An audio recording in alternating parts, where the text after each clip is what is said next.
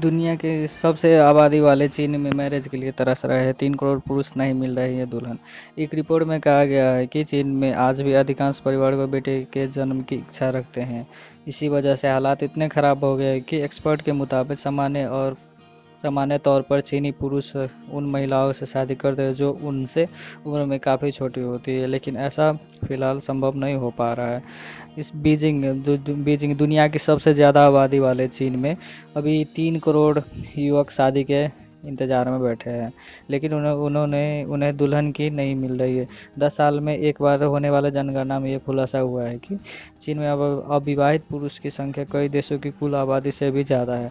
दरअसल चीन में भी बेटों की ज़्यादा तवज्जो दी जाती है, जिसका नतीजा है कि आज वहाँ शादी के लिए लड़कियां भी नहीं मिल रही। साउथ चाइना मॉर्निंग पोस्ट की रिपोर्ट में कहा गया है कि ताज़ा जनगणना में लड़कियों की कुल आबादी में थोड़ी बढ़ोतरी हुई है, लेकिन लैंगिक असमानता का मुद्दा जल्द खत्म होने से आसार नहीं है।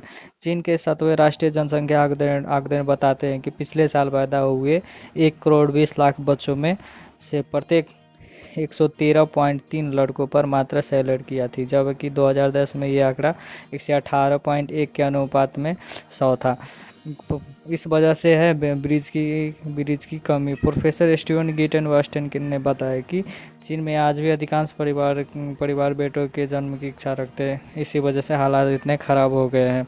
उन्होंने कहा कि सामान्य तौर पर चीनी पुरुष उन महिलाओं से शादी करते हैं जो उनसे उम्र में काफ़ी छोटी होती है, लेकिन ऐसा फिलहाल संभव नहीं हो पा रहा है।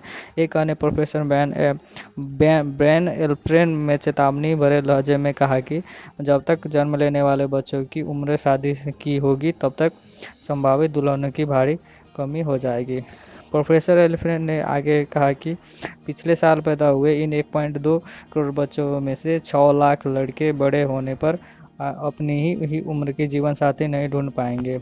वही जनसंख्या की प्रोफेसर जियांग क्वानो कहा कि चीन की एक बच्चे की नीति 1979 में लागू की गई और 2016 में वापस ले ली गई, जिसने लड़कों के पक्ष में चिंता तो गर्भपात की प्रथा को बढ़ा दिया था। चीन के प्रजनन दर प्रति महिला 1.3 बच्चे भी थी, जो स्थिर आबादी को बनाने रखने के लिए आवश्यक 2.1 से काफ़ी कम है।